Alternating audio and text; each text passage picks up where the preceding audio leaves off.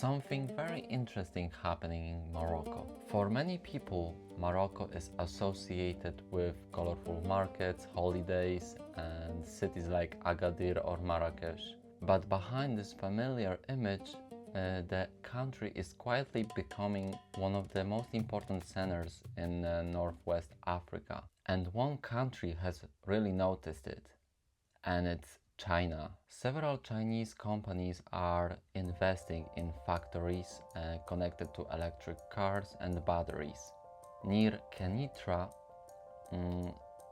Goshen High-Tech company is developing what is planned to become Africa's first electric battery gigafactory. Its first stage represents an investment of about $1.3 billion. And it goes even further because in July 2026, this year, the African Development Bank has approved new financing for this project. And the first phase is expected to create more than 600 jobs initially, while a much larger battery ecosystem could grow around it and bring even more jobs into the Moroccan market. But this is only one story. The Chinese Moroccan company Sobco has already started producing battery materials. Also, other companies and manufacturers from China are also doing it, and they are developing plants for cathodes, anodes, and copper components, which are very crucial for building batteries to electric vehicles. So why are these companies so attracted to Morocco? Well, first, Morocco is located in a very good place. It's close to Europe. It's connected to Atlantic shipping routes and has trade agreements that provide access to major international markets. Second, the industry foundation already exists there. Many factories from Europe, for example Renault or Stellantis, also operate in producing large quantities components for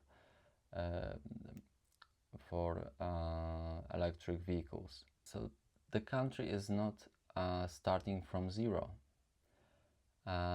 It's just adding new technology for electric cars, and that automotive industry has been developing for years. Morocco also offers modern ports, industrial zones, and renewable energy. Chinese companies can manufacture components very close to Europe and just export them into this continent relatively quickly. Then they will build back in China. So they won't invest here near this huge market for European Union. However, this transformation is not only visible inside industrial parks. There are many beautiful cities in Morocco, like Casablanca, which is a financial center of Morocco, known for its biggest port and called the engine of the country. It's crowded and chaotic, but very, very beautiful. Many beautiful, huge skyscrapers that represents this nice financial capital of Morocco. Rabat has a completely different image. It is more like political and diplomatic center where many embassies are located there, many international institutions. In some ways, it represents something like a Washington in the United States. Then there is Marrakesh, which is more touristic city, historical city, and also another city, Agadir, which is a modern city compared to other, because in 1960s there was a huge earthquake that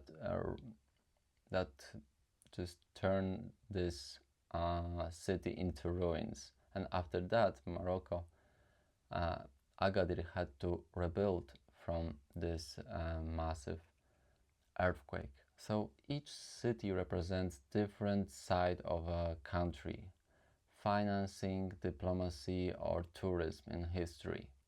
But Morocco still has to face problems such as unemployment, inequality, pressure on water supplies, and a large gap between its most modern district and those poorer areas. The important question is therefore not only how many factories will be built there, but how many jobs it will create for skilled workers, and long-term opportunities they will have in the future.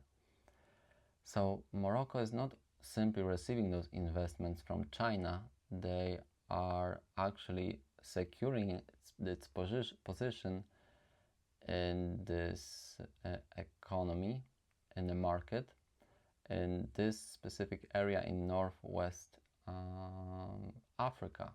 So the Morocco's future is still maybe known for Marrakesh and its beautiful touristic places to visit, but it may also be known for something completely different, and building batteries and vehicles that could power the next industrial era with the